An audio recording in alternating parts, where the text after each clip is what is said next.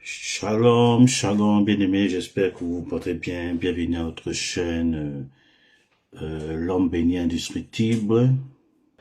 C'est votre serviteur David Stéphane Ovam. Nous sommes au 5e épisode de l'émission Le chrétien et l'argent.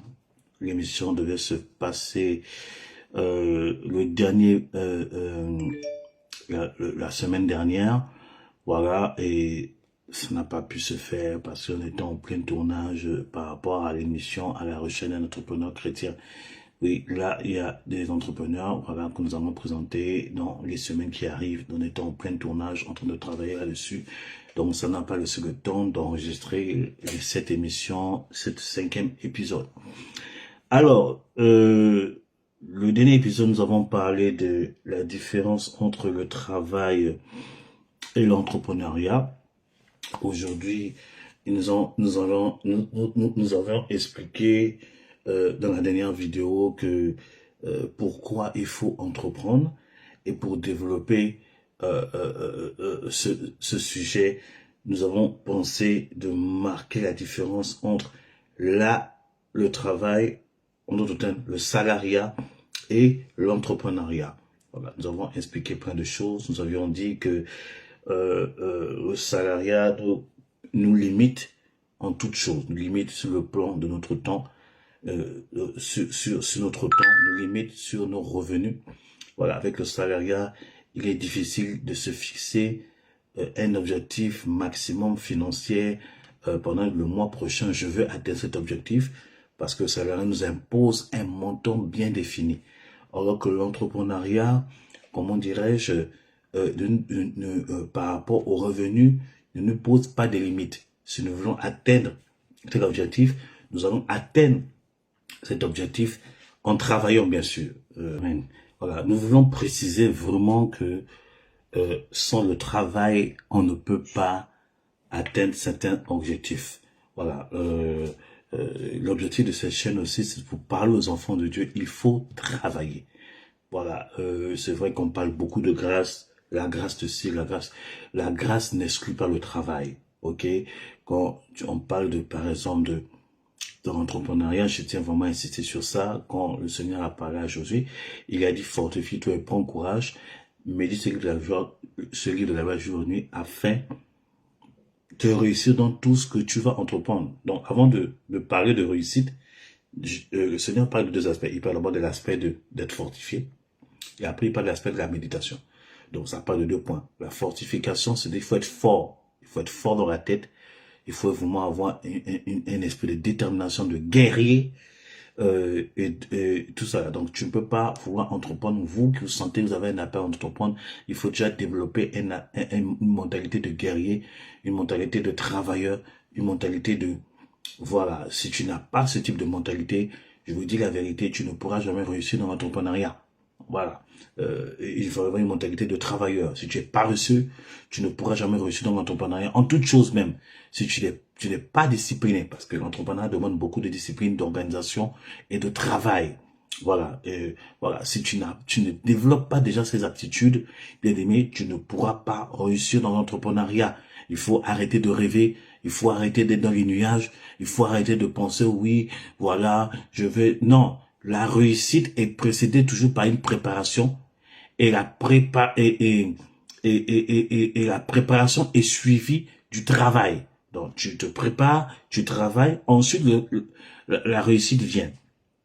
Amen, amen. Si vous voyez quelqu'un qui réussit normalement dans la vie, je dis bien normalement dans la vie, c'est que la personne s'est préparée, et la personne a travaillé, et a eu les résultats. Tout ça là. Donc, les gens regardent beaucoup aux résultats, mais les gens ne regardent pas ce qui se fait dans le secret. Je ne veux pas vous vendre des rêves. N'écoutez pas trop les youtubeurs, n'écoutez pas trop ceux, quand je parle des youtubeurs, je précise bien, les youtubeurs qui vous vendent du rêve, les youtubeurs qui vous disent faites ci et voici. Je suis tombé sur des vidéos où on dit faut comment gagner de l'argent sur Internet. Comment gagner 200 €, 500 €, 2000 € par Internet. Mais arrêtez de... C'est ce qu'on appelle ça, ils utilisent des stratégies commerciales. C'est un peu des stratégies c'est une des techniques que les journalistes utilisent pour pouvoir pousser les gens à lire leurs articles. Voilà. Je suis tombé sur un YouTuber qui avait donné un titre très alléchant, très alléchant. Quand tu veux regarder, tu vois le contenu, tu dis mais attends, il y a une personne qui l'a écrit en commentaire qui a dit mais arrête de mentir aux gens, ce que tu dis là c'est du mensonge, tout ça là. Et j'ai vu le YouTuber répondre pour dire ah tu sais c'est pour que les gens puissent tomber sur ma vidéo, toi mais tu connais, on est ensemble. Ouais. Donc arrêtez de rêver, amen, pour la réussite dans l'entrepreneuriat ou bien en toute chose, il faut une préparation en amont et il faut travailler. Donc, quand on parle des objectifs d'entrepreneuriat, ne pensez pas que quand tu as commencé ça a fait marcher tout de suite. Il faut un travail, il faut de la persévérance, il faut comment dirais-je, de la détermination plutôt. Il faut, comment dirais-je, il faut travailler un mental de fer parce que c'est pas pour l'entrepreneur, il faut trouver des clients. Pour les clients, c'est pas tous les clients qui vous diront oui. Donc, c'est pas les clients qui seraient intéressés à votre produit. Voilà. Donc, si vous commencez à vous arrêter sur les premiers avis, non, et vous commencez à décourager, vous allez dire, ça ne marche pas, j'arrête, c'est que, bien aimé, vous n'êtes pas prêt pour la jungle. J'appelle ça c'est moi qui appelle ça comme ça. Vous n'êtes pas prêt pour la jungle de l'entrepreneuriat. Parce que l'entrepreneuriat, il faut avoir une mentalité de tueur. Il faut avoir une mentalité de requin. Il faut avoir une mentalité de lion. Il faut avoir la mentalité de guerrier. Voilà. Donc, les portes seront fermées. Mais les portes fermées ne veut pas dire que vous n'êtes pas appelé à le faire ou bien ce que vous proposez est vraiment du n'importe quoi. Parce que les portes peuvent se fermer parce que peut-être le produit, ça peut avoir plusieurs significations. Soit le produit n'intéresse pas la personne, ça ne correspond pas aux besoins. Vous avez jamais parlé du besoin, tout ça. C'est le produit que vous posez, la personne n'a pas besoin de ça. Deuxièmement, quand une porte peut être fermée, ça veut dire par exemple que le produit est mal présenté. Voilà. Troisièmement, quand les portes peuvent être fermées, ça veut dire par exemple que il y a beaucoup de travail à faire, d'amélioration.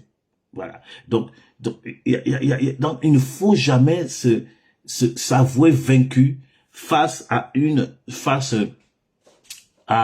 réponse négative sur les projets, sur le produit ou bien sur le service que vous proposez dans votre entreprise. Il faut persévérer, savoir qu'est-ce qui ne va pas, se remettre en question, travailler, s'améliorer et se relancer. Amen. Donc voilà. Donc quand je parle qu'on se fixe des objectifs, ne pensez pas que fixer les objectifs de je vais atteindre 10 000 euros, 10 000 euros, il faut travailler. Je vais atteindre 5 000 euros, je vais atteindre 21 millions d'euros. Il faut travailler pour pouvoir capter l'attention, capter, voilà, et voilà. Donc arrêtons de rêver, bien aimé. Je parle plutôt aux enfants du Seigneur, par rapport à même toi qui es dans le rêve. Je te dis, arrête de rêver. L'entrepreneuriat, c'est du travail. Ah, mais c'est vraiment du travail. Donc, si tu n'es pas un travailleur, si tu as un esprit de travail, un esprit, tu bosses, voilà, même les gens qui font du YouTube, qui font même des trucs en ligne, c'est du travail. Ceux qui vendent en ligne, c'est du travail. Quel que soit le travail, quelle que soit la proposition dans l'entrepreneuriat, c'est du travail. Alors, ça demande beaucoup de réflexion, beaucoup de travail, beaucoup s'améliorer. Voilà, dans l'une des personnes que nous avons présentées dans la recherche de l'entrepreneuriat, qui parle un peu de son parcours. Et vous voyez que c'est du travail, c'est de l'investissement. Voilà, c'est de l'investissement. Il faut améliorer ça, il faut améliorer ça, il faut améliorer ça. Donc, sachez une chose que dans l'entrepreneuriat, tu as appelé l'entrepreneuriat, sache qu'il y a du travail. Voilà. Il y a des gens, par exemple, que j'ai remarqué dans le domaine de l'entrepreneuriat, il y a des personnes qui, comment dirais-je, qui ne veulent pas se prendre la tête.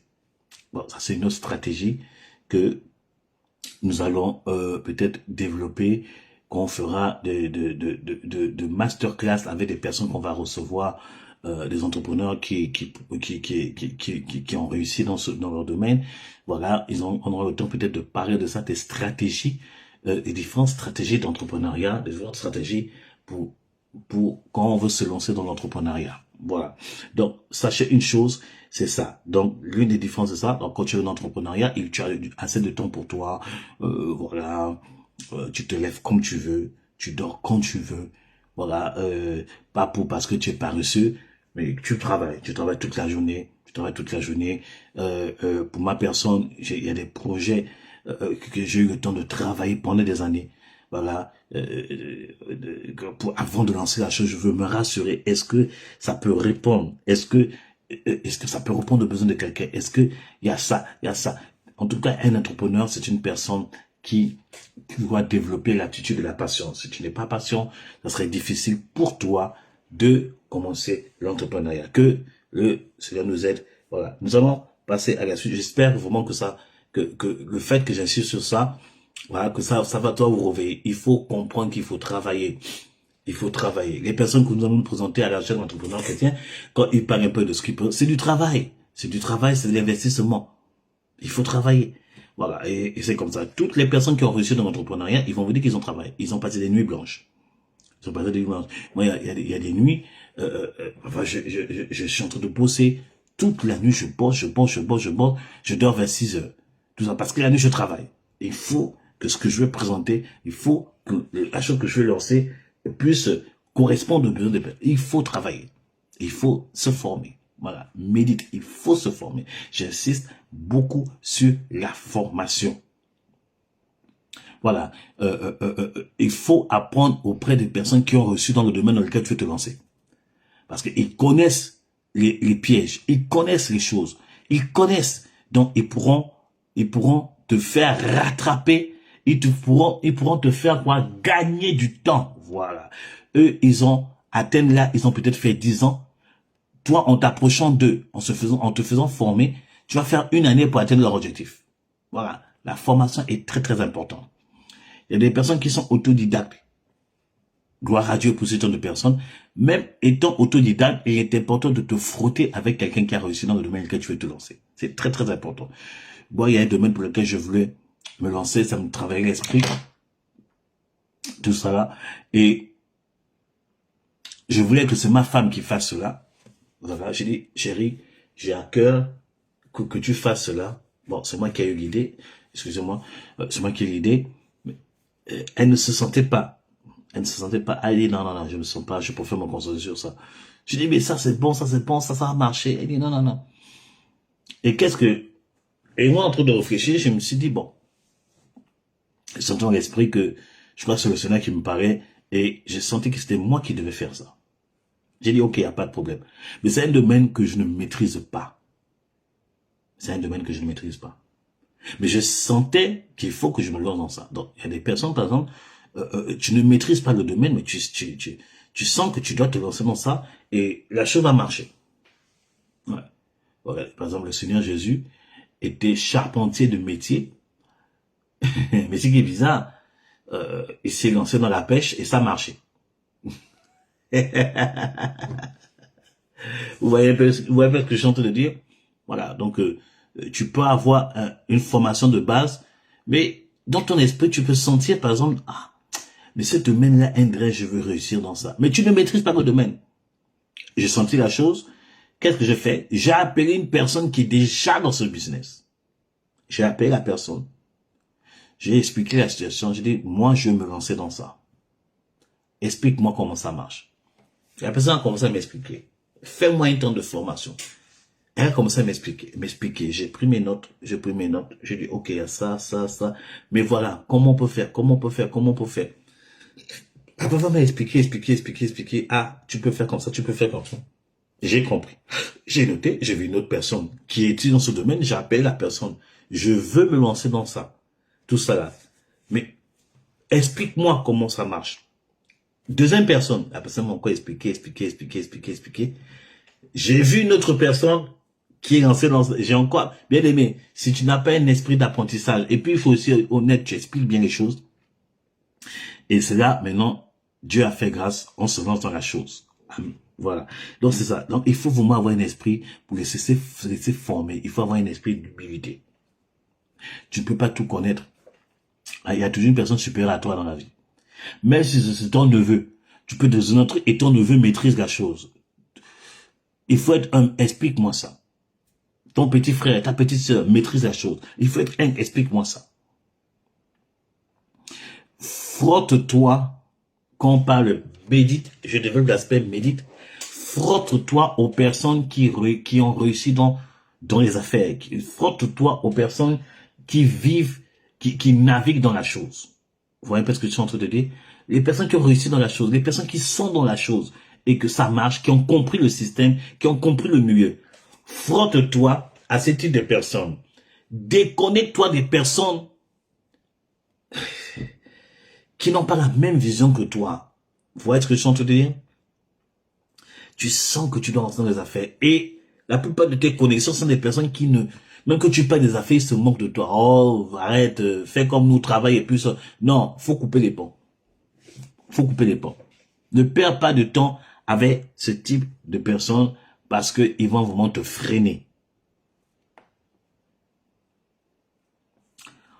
Ok. Ok. Voilà.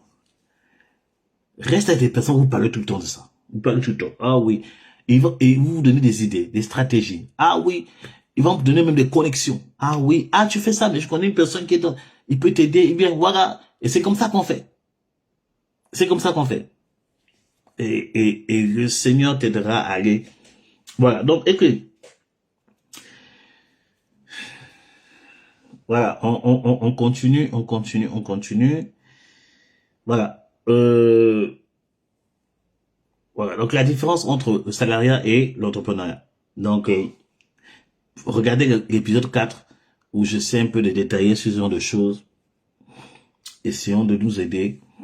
Voilà, par la grâce de... Ok, aujourd'hui, nous allons parler un peu de manière officielle de la gestion financière. La gestion financière. Vous savez, quand vous voulez vous entreprendre, il faut comprendre qu'il y a une nouvelle manière de gérer les choses que vous devrez développer. Un entrepreneur ne gère plus l'argent comme le commun de mortels. Tu as changé de statut. Tu as changé de vie. Le commun de mortels va te dire,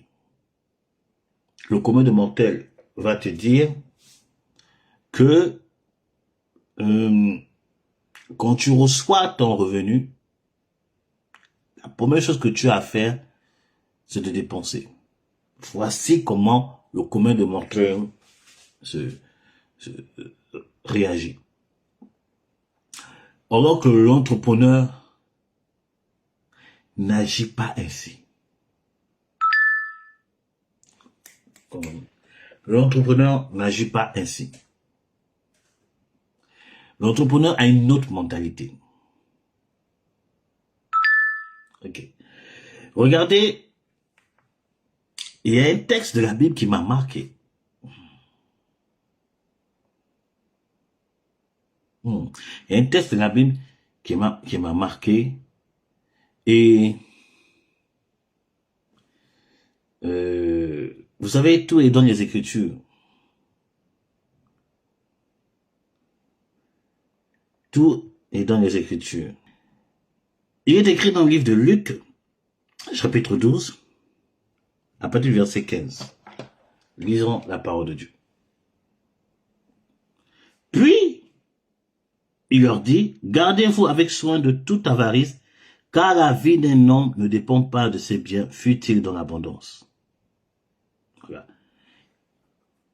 Il leur dit cette parabole. Les terres d'un homme riche avaient beaucoup rapporté. Et il raisonnait en lui-même, disant, que ferai-je, car je n'ai pas de place pour serrer ma récolte. Voici, dit-il, ce que je ferai. J'abattrai mes greniers, j'en abattrai de plus grandes, j'y masserai toute ma récolte et tous mes biens. Et je dirai en mon âme, tu as beaucoup de biens en réserve pour plusieurs années. Repose-toi, mange, bois et réjouis-toi. Mais Dieu leur dit, insensé, cette nuit même ton âme sera réclamée, redemandée. Ce que tu as préparé, pour qui sera-t-il? Il en sera ainsi de celui qui amasse des trésors pour lui-même et qui n'est pas riche pour Dieu. Écoutez. cette phrase m'a vraiment marqué. Dit, il sera de même pour celui qui s'enrichisse pour lui-même. C'est-à-dire, ça veut dire quoi? Ça veut dire que lorsque tu reçois un revenu, tu penses d'abord à toi. En fait, ça parle, tu investis, tu prends, tu dépenses. Tu prends pour toi-même. Pour toi-même. Vous voyez ce que je veux dire? Pour lui-même. Pour lui-même. Et voilà, on nous fait comprendre que c'est une chose, c'est une attitude mauvaise. Un entrepreneur normal ne pense pas d'abord à lui, pense d'abord à l'avenir. Donc, tout ça parle maintenant de la gestion de tes revenus. Quand tu veux être un entrepreneur puissant, un entrepreneur prospère, un entrepreneur qui est dans les hauteurs pendant des années, tu dois changer ta mentalité, tu dois changer ta manière de gérer. Et cela, ça introduit déjà le thème qui aura lieu tout le mois d'octobre, parce que je vais développer un thème, je crois que ça va nous aider. Voilà. Et ça va nous aider à changer des choses. Donc, vous comprenez que quand tu reçois un revenu, quand les finances arrivent à une échelle surnaturelle, bien surabondante, la première chose à ne pas faire, c'est de penser d'abord à soi. La première chose à ne pas faire, c'est se grossir d'abord pour lui-même. Il faut avoir une autre mentalité. Il dit, vous voyez qu'il dit que, mais, et les autres, et ceux qui vont, enfin, ça parle de la succession, ça parle de l'avenir. Tu ne penses pas à l'avenir. Quand tu reçois, tu dépenses. Quand tu reçois, tu achètes le dernier iPhone. Quand tu reçois, tu achètes la dernière Nike, dernière Jordan, dernière LeBron James, dernière Steph Curry. Quand tu reçois, tu vas acheter la dernière Mercedes aussitôt. Quand tu reçois, tu vas acheter la dernière Gucci. Non, ça c'est là. Avec ça, tu ne pourras jamais prospérer en tant qu'entrepreneur. Et c'est ce que j'appelle, ça c'est la mentalité de l'esclavage, je veux dire la mentalité de servitude, ou bien la mentalité de pauvreté. Je développerai ça prochainement, peut-être à la 3e émission, peut-être 7e, 8e émission, où on aura une série de sujets où on parlera de l'esprit de pauvreté. L'esprit de pauvreté par rapport à l'entrepreneuriat. Il y a beaucoup de personnes qui veulent entreprendre, mais ils ont une mentalité d'esclave. Ils ont une mentalité de servitude ou une mentalité de pauvreté. Tu t'es tellement donné, tu t'es tellement sacrifié, tu dis maintenant, ce que je dis, écoute, ce que je suis en train de dire, peut-être en train de dire, mais est-ce que ça veut dire que quand je gagne, je dois me faire plaisir? Ce n'est pas ce que je suis en train de dire et ce n'est pas ce que les Écritures viennent de dire. On parle des personnes que lorsqu'ils reçoivent une petite rentrée, voilà, pouf, tu dépenses déjà tout. Tu as un revenu peut-être de 1000 €. Il y a une entrée, tu as peut-être bossé quelques en plus, il y a un bonus de 5000 €. Les 5000 €, qu'est-ce que tu fais? Aussitôt, tu vas acheter, tu vas prendre vacances à Hawaï, voilà, tu prends billet, tu prends jet privé, tu prends, je sais pas quoi, limousine, hôtel 5 étoiles, et tu fais ton séjour, dès que tu reviens, tu es revenu bredouille. C'est de ça qu'il s'agit. C'est pour ça que nous parlons de la gestion des finances. Comment il faut gérer les finances. Beaucoup de personnes, je parle plutôt aux personnes concernées par rapport à cette chaîne, on est pauvre, on n'arrive pas à réussir, on n'arrive pas à s'en sortir parce qu'on a une mauvaise gestion de finances. Bien aimé, j'ai compris dans les Écritures que ce n'est pas parce qu'on reçoit quelque chose d'abondant, ça veut dire forcément qu'on doit dépenser. Non, ça ne veut pas dire ça. Les Écritures ne nous enseignent pas ça. Et là, on voit déjà que là, cet homme qui a battu, qui a eu des trucs surabondants de l'argent, tout ça là, il a été condamné parce que quoi? Il a une mentalité de mauvaise gestion financière. Nous sommes responsables de notre situation financière. Il y a des personnes qui disent plus souvent, non, je suis pauvre à cause de telle personne, je suis pauvre. Ça, c'est les choses qu'on disait avant, mais aujourd'hui, nous avons grandi, j'ai compris que non, les autres ne sont pas responsables de notre échec. Les autres ne sont pas responsables de notre pauvreté. Nous sommes responsables de notre situation actuelle. C'est parce qu'on n'arrive pas à gérer, on n'arrive pas à changer des choses et on n'arrive pas à atteindre certaines limitations. Bien aimé, Mon propre père, mon propre père vient d'une famille, ils étaient pas riches, ils avaient rien. Mon père est issu d'une famille pauvre. Mais mon père s'est battu. Il n'a pas accepté la condition de son lieu de naissance. Il s'est battu pour améliorer les choses.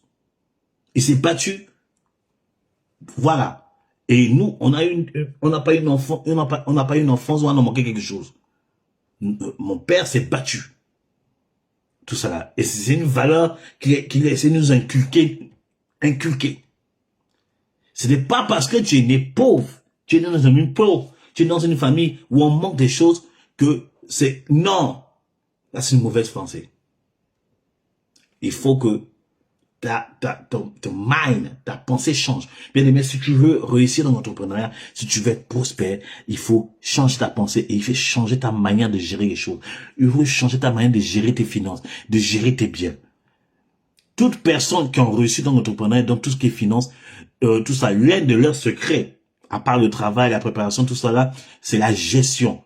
Ils ont changé leur manière de gérer les choses. Ils savent maintenant que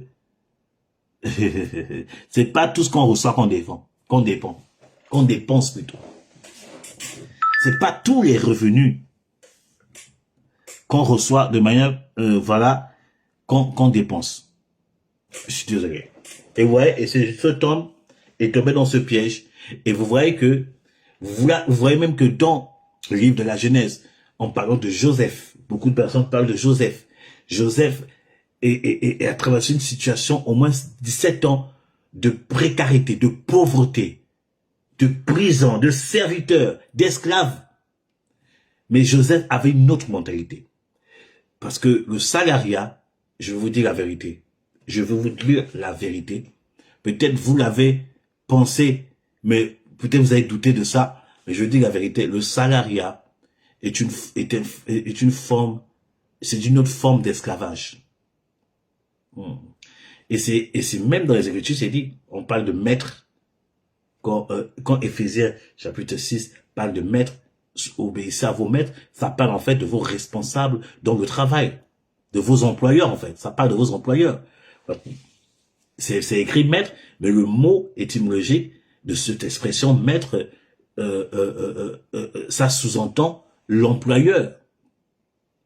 Donc, le salariat, c'est une forme d'esclavage. Donc, quand tu travailles pour un employeur, tu es son serviteur. Tu es son serviteur. Voilà. Tu es son employé, tu es son serviteur. Donc, Joseph a travaillé au moins 17 ans pour quelqu'un. En prison, mais pour quelqu'un. Il travaillait. Et quand l'opportunité lui a été donnée de sortir de cette situation, il a marqué la distinction par sa manière de penser. Pourtant, il y a d'autres personnes qui étaient là. Mais le roi a dit, toi là, en te voyant, tu n'es pas comme les autres. Tu as une manière de penser différemment aux autres. Pourquoi? Parce que Joseph a trouvé la solution. Il a donné les stratégies, le management économique pour sortir du pays de la crise financière. Il avait une autre mentalité. Le roi a vu, il a eu un songe, et Joseph a expliqué que ça dit que les 7 premières années, ce sera 7 années de prospérité. Il y aura de l'abondance dans le pays. L'économie du pays va exploser. Mais les 7 prochaines années qui vont suivre cela, ça sera des années de disette. Il fallait trouver une solution. Et c'est là où Joseph donne l'intelligence. Et c'est là nous comprenons la pensée divine par rapport à la gestion financière. Pourquoi ce jeune homme dans le livre de Luc a été condamné par la pensée divine? Tout simplement parce qu'il n'a pas pensé comme Joseph.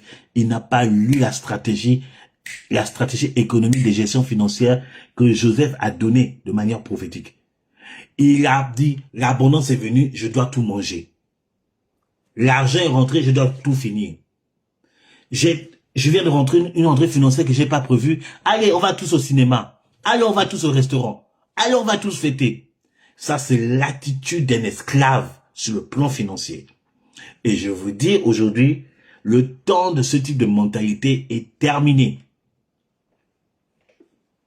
Tu peux l'écrire. Parce que Je viens avec ce message pour changer ta mentalité. Il faut que ça s'arrête. L'abondance financière qui vient dans ta vie ne veut forcément pas dire que tu dois les dépenser tout de suite. Ça amène un jugement, c'est-à-dire que ça amène la disette, la famine. À chaque fois que tu te portes comme ça, après tu dis, mais j'avais des projets. Il y a des personnes, par exemple, ils ont des projets quand ils n'ont rien. Et quand l'argent vient, ils vont faire des dépenses. Après, ils disent, mince, mais j'avais des projets. Qu'est-ce que j'ai fait de l'argent? C'est de ça qu'il s'agit. C'est de ça qu'il s'agit. Ça doit changer. L'entrée surnaturelle qui arrive, tu ne dois plus gérer ça comme un esclave. Tu dois gérer ça comme un homme prospère, un homme digne, un entrepreneur digne de ce nom. Ok, ok. Oh, je sens qu'on va passer des bons moments ensemble. Je sens qu'on passe des bons moments ensemble. Voilà, que le nom du Seigneur soit célébré. Chers entrepreneurs, enfants de Dieu. Voilà. Donc, il faut que tu n'agis pas contre ce tome de Luc, dans le livre de Luc. N'agis pas contre ce tome. Sinon, tu auras des problèmes. N'agis pas contre ce tome. Comme ce tome, sinon tu auras des problèmes. Agis comme Joseph. Joseph a dit, voilà, quand il y a une abondance qui vient, la première chose à faire, c'est de quoi? Vous connaissez le texte. La première chose à faire, c'est quoi? C'est de quoi? C'est d'abord épargner. Amen. La chose à faire, c'est d'épargner. Nous le voyons dans le livre de Pour votre information, lisez Genèse 41, à partir du verset 37. Donc, quand tu reçois une abondance financière, il faut une épargne. Ne dépense pas tout. Et beaucoup de personnes que nous sommes, toi qui m'écoutes, tu le sais que tu fais ça, tu sais que tu fais ça, tu dépenses de l'argent tout de suite. Non. Non, c'est pas comme ça qu'on fait. Change les choses. L'abondance que tu reçois, c'est la provision pour le futur que Dieu te donne. L'abondance que tu reçois, c'est la provision du futur que Dieu te donne. Ok? Donc, il faut épargner d'abord. Et on ne dépense pas tout de suite. Voilà. Amen. Voilà. C'est la première partie de la gestion financière. Nous allons développer prochainement la deuxième partie de la gestion financière. Il y a tellement de choses à dire par rapport à la gestion financière. Voilà. Rendez-vous mardi prochain pour la suite. Donc, n'oubliez pas de vous abonner, s'il vous plaît. Abonnez-vous, partagez, afin de donner l'opportunité aux personnes de pouvoir se connecter. Voilà. Et n'oubliez pas, j'ai mis encore en lien le lien pour commander vos bijoux à Grâce Royale. Voilà. Et aussi, je mets tous les liens des opportunités qu'il y a et les résumés des autres chaînes, des autres émissions plutôt. Voilà, que le Seigneur vous bénisse. Rendez-vous mardi prochain pour la suite de la gestion financière. Que Dieu vous bénisse et n'oublie pas, abonne-toi, partage et clique sur le like et commente. Bye, mardi prochain.